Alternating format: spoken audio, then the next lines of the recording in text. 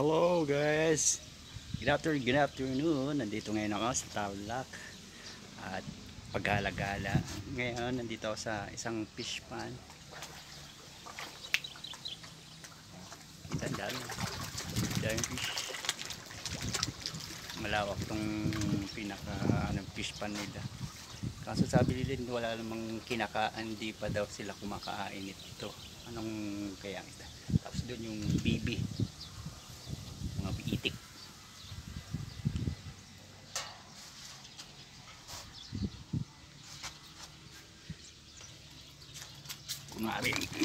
Kung namin may bibigyan pagkain. Yan, yan.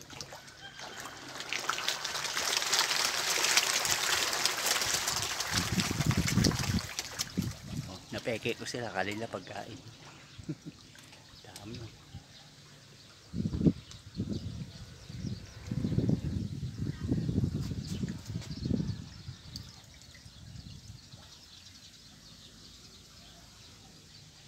So, hanggang dito na lang.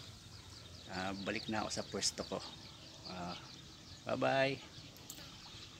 Once again, this is Bench TV 28.